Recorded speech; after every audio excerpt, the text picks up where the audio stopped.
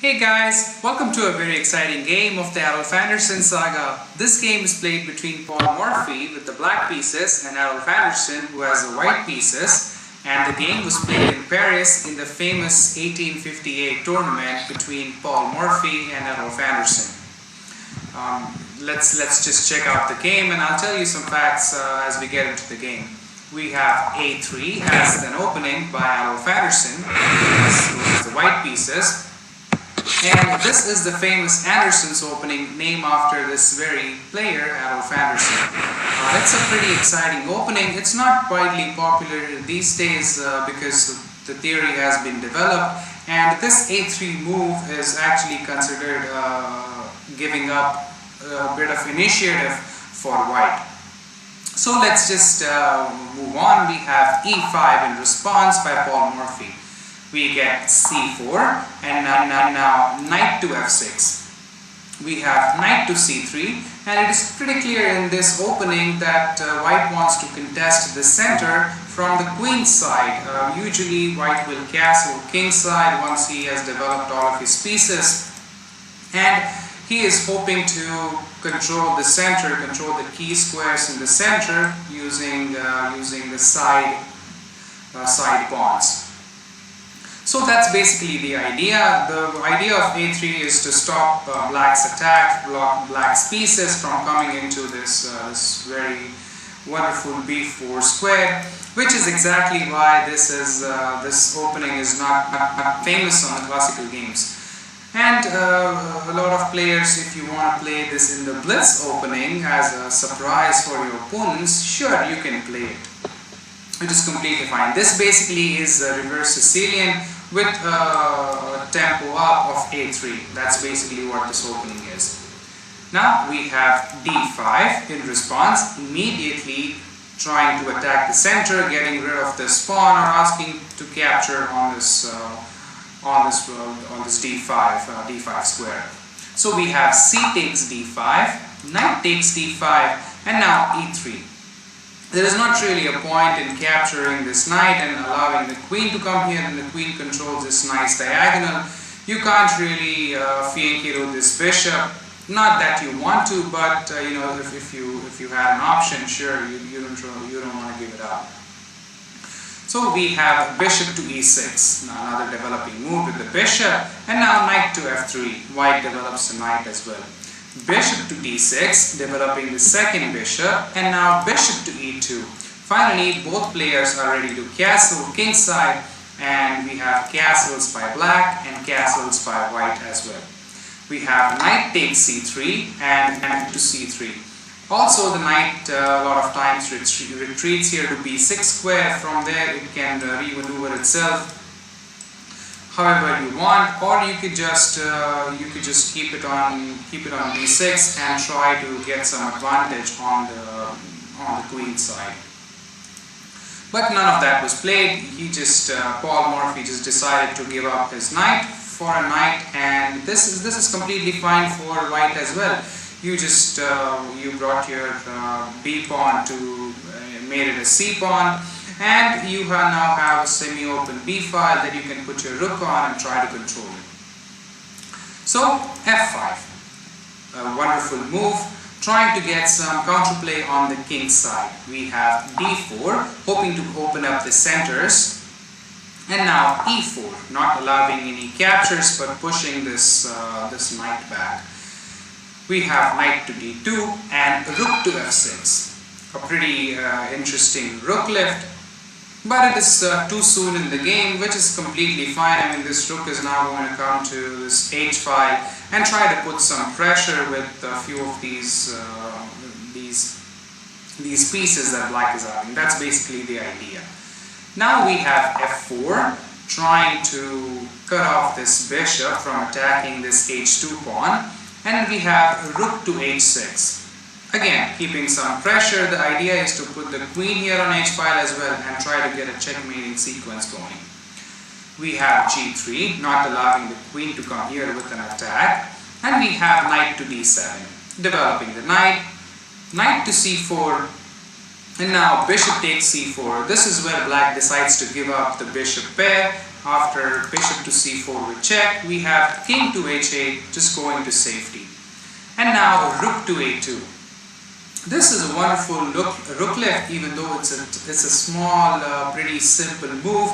But the main idea is to keep defending this h pawn in the future when there could be, this pawn could be pushed. Then the queen could come here, and it's better to have a rook defending this h pawn, and it's also keeping an eye on this a3 pawn. So we have rook to e7. Now putting more pressure on this a3 pawn, and simply a4, getting out of any threats. And since white has a bishop pair, he's going to have a much better game than a bishop and a knight. But it's unclear how as of now.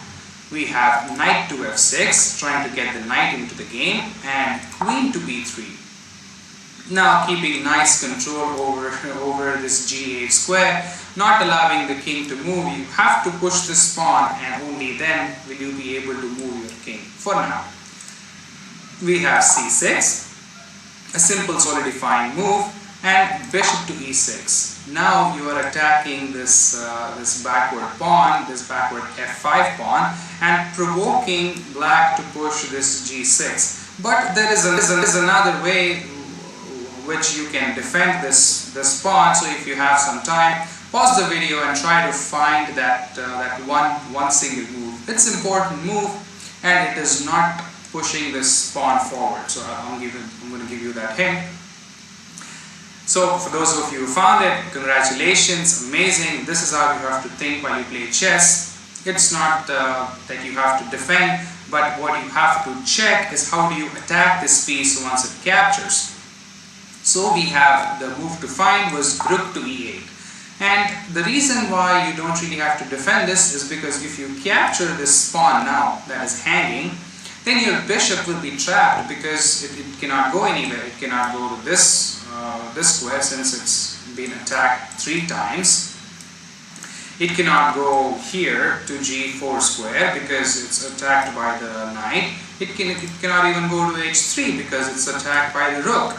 And of course it cannot go to any of these squares because they are attacked as well. So it will not be a good idea to capture this hanging pawn because then you will lose your bishop. So that's how you have to think, and this is an interesting technique that a lot of grandmasters use. They trick you into thinking that I'm not going to defend this pawn, and ask you to capture here. But once you capture, they're going to trap your bishop. So be careful of such things. And Adolf Anderssen, of course, that great chess master that he is, he finds bishop to c4, simply retreating with the bishop, and now all the issues are over. We have knight to g4, and now rook to g2. Coming into the defense, as you don't really need the rook to keep an eye on this a4 pawn, you don't really have to worry. You can bring the rook back here into the king's side. It can become an attacking piece or a defending piece. Rook to b8, and now bishop to b2, bishop to e2. We have rook to e8 here was played because he wants to push this pawn further and try to get some counterplay on the queen side. We get knight to f6, first going back with the knight since it was attacked.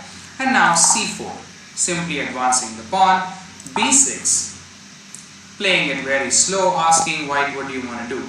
Bishop to b2, and now queen to f7. We have queen to c2, and now bishop to e7, bishop to c3, and rook to g8. A lot of maneuvering moves, trying to understand, both players are trying to understand the position and hoping that one of the players make some mistake. But no mistakes were made.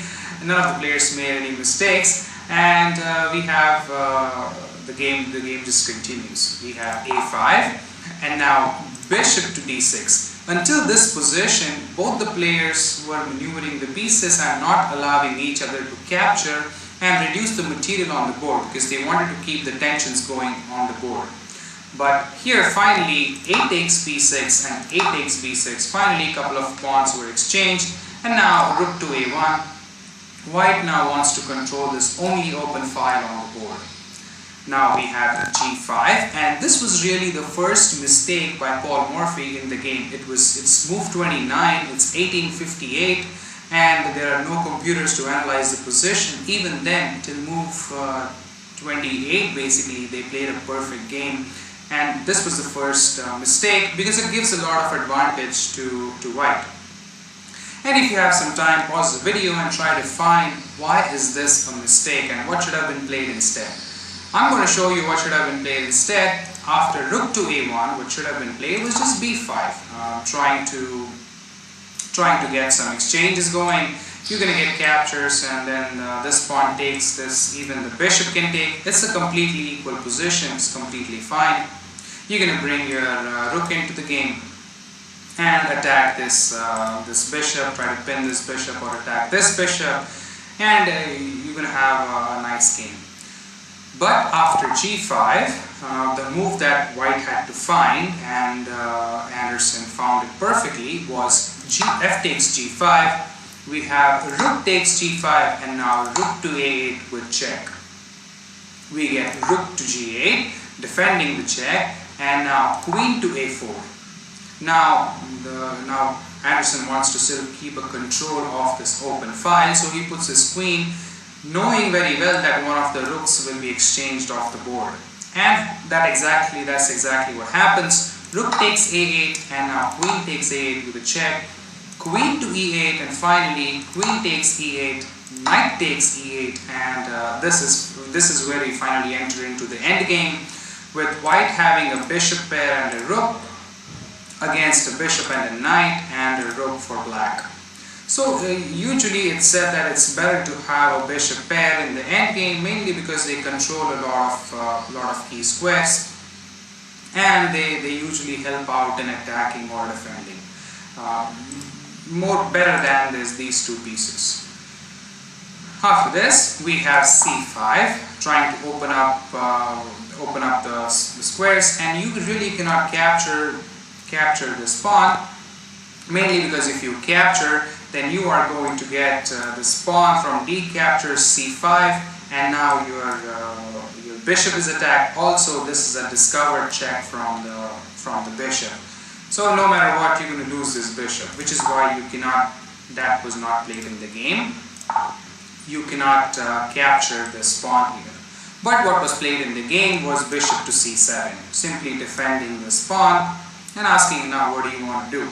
Here, bishop to c4 was played, again nicely defending this wonderful square. So this bishop nicely cuts this board into half. Both the bishops actually are attacking this king. King right now cannot really move anywhere. So king to g7, trying to make some escape room for the king in case of any future checks. And we have c takes b6, bishop takes b6, and now rook to b2, attacking this bishop. We have bishop to c7, and now rook to b7, attacking the bishop again. For now it's defended, but you cannot really move this knight, you cannot move the bishop because it's pinned to the king, and your two bishops are free to move. So you really want to get out of this situation as soon as possible, which is why king to f6 was played. Now you can move this bishop, and then you can move the knight as well. We have bishop to b4, and now rook to g6. Bishop to f8, and now h5. Pretty interesting move, just getting out of any attacks. And now king to h2. White wants to bring the king into the game. h4 is played, pushing the pawn even further. We have g takes h4, and now rook takes g4. Rook to g4, attacking this pawn. It's eventually going to fall. So we have h5 instead. We get rook to h4, and now h6. Now this pawn is finally defended with this bishop, which is why this bishop was really important to be placed on this f8 square. We have rook takes h2 with check, and now king to g1, simply attacking the rook. Rook to h3. bishop to f1, and it's not really a good idea to capture this pawn, mainly because then this pawn will definitely queen, and you don't really have an alternative. There is no solution for it because this h3 square is covered by this bishop.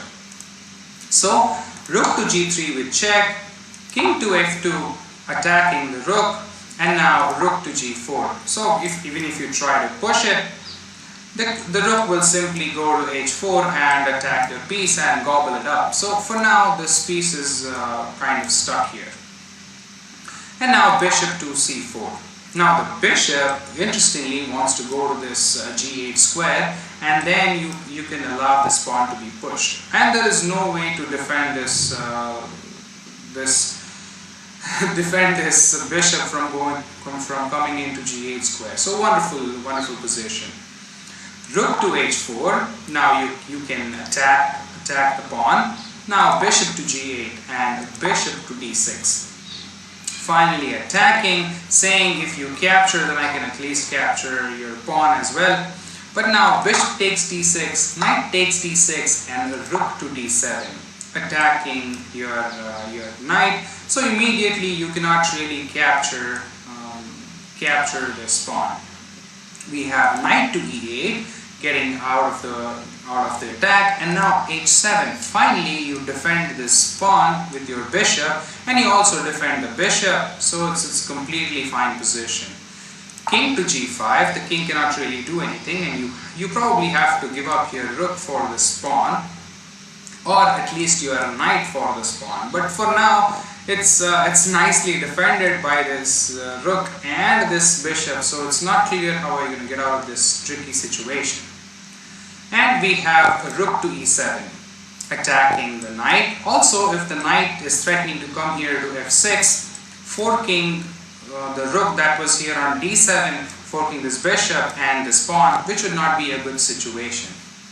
So moving the rook prematurely, and now knight to d6, rook to e6, and knight to c4.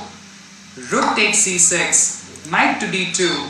Now the knight is nicely defending this pawn, not that it needs some defense, but it wants to re-maneuver itself as and how we need it, mainly to f3. Let's see what happens. King to e2, and now rook to h2 with check. King to d1, and now knight to f3. We have rook to c7. This knight is now also attacking this pawn, but it's not really clear how it's going to capture it. So we'll see.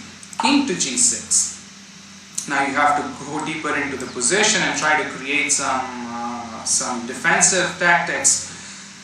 But this was slightly a mistake, and what should have been played was f4 instead. And after this we get rook to g7 check, king to f5, rook to f7 check, king to g5, and now e4, e takes f4 with check, king to g4, and now d5, pushing the pawn even further, knight to d4, and you could slowly but surely capture one of these pawns, and this would be a fine position. But after king to g6, this is a complete mistake, and try to pause the video and find the correct winning combination from here onwards. We have d5, which is the correct combination, and now you might think that you might give a check here to the king and then pick up this pawn, but not really. What are you going to do about this pawn? So this this rook has to stay here on the h file. It doesn't really have an option to move anywhere else. We have f4, and now e takes f4 and e3, trying to get a queen into the game, but it's really difficult after rook to e7. You are nicely controlling this e file, and even if you try to push the pawn, you're definitely going to capture it. We have e2 with check, and now rook takes e2, rook to h1 with check, and king to c2. Knight to d4 with check. This was the plan all along, to capture this rook. So king to d2, knight takes e2, king takes e2, and now that you have eliminated this rook for your knight, you have 3 pawns against and a bishop against a rook, which is completely enough compensation but you have to play correctly because this king is really close to 3 of the pawns and it's not easy how you're going to win from here. It's definitely winning though. So we have king to g7, going deeper into the position. None of these pieces are going to be captured, the pawn or the bishop, by the king because they defend each other. And this, you have to give up this rook, then it will be all over. So that's not the correct way to continue. We have king to e3. Now white wants to get closer into the position and try to get to this e7 square. So then one of these pieces will be able to queen. But how are you going to achieve that? Because the rook is definitely going to come here to e1, try to control this this file, and anytime you move your king, you're going to keep getting a lot of checks. So we have rook to e1 check, king to d4, and now rook to f1, attacking this pawn, king to e5, and now rook to e1 again with a check, king to f5, and now rook to d1. Again, attacking this pawn, but currently it's defended, so not allowing this pawn to be pushed, which is a wonderful idea. We have bishop to e6, and now rook to d4. We have king to e5, and the reason this piece cannot be captured is simply because if you capture, then this king is going to advance to this wonderful square, and from there this pawn is going to queen. There is nothing you can do about that. So this king is kind of stuck here on g7 for the next few moves at least. Now we have rook to d1 since the rook was attacked, and now f5, finally pushing the pawn further. Rook to h1, attacking this pawn now, and also keeping the control of this h8 queening square. And now f6 with check. We have king takes h7 finally, and now king to d6. Now this king is ready to get to this position. We have rook to a1, king to e7. Finally, king is at the perfect spot that you need him to be, and these two pawns are pretty close to queening. So rook to a7 check, and bishop to d7. Now there is nothing black can do. The next two moves are definitely going to be to promote the pawn, or at least try to promote the pawn, and then you can definitely win this position. So this was the final position on the board, as Paul Morphy realized that he cannot survive this attack, and he resigned the game. And Adolf Anderssen won a wonderful game by his own opening, that is the Anderssen's Opening. He played 3 games with this same opening, and he has won a game, lost a game, and drew a game from this particular opening. So I'm going to show you what follows next, and why Paul Morphy resigned the game, because what he would have played was rook to a8, now controlling this 8th rank and any of the queening squares. We get d6, simply getting closer into the position. Rook to h8, there's nothing black can do. f7, and now definitely you're bringing a queen into the game. King to g6, rook to f8 with check. We have rook takes f8, king takes f8, king to f6, and now bishop to c8. Simply there is nothing you can do to protect this pawn from queening. So king to e5, d7, king to e4, and now d8 with a queen into the game, and this is checkmate in 7 moves. So I hope you all can find it. It's pretty simple from here on. King to e3, bishop to b7, king to f4, queen to d4 check, king to g3, king to g7, king to h3, and now queen to g1. Finally cutting off the king from the entire g file. All it can do is move up the h file. So king to h4, bishop to c8, king to h5, and now you see queen to g4, and this is complete checkmate.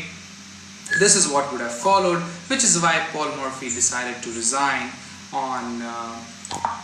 in this position on move 77. So a wonderful game comes to an end, and in this tournament, Anderssen lost the tournament by 8-3 points, and Paul Morphy immediately returned to the United States, and he soon after declared that he is no longer playing competitive chess. And immediately after that, Anderssen came back strong and he started winning and he came back on the top. So that was, this is the wonderful game between Morphy and Adolf Anderssen. I hope you are enjoying this Anderssen saga. This will probably be the last game from the Anderssen saga because I saved the best for the last. And I have a lot of current tournaments that are going on that I need to focus on. So, thank you to all my subscribers for subscribing to the channel. I greatly appreciate your support. That's all from this video. Namaste. See you next time.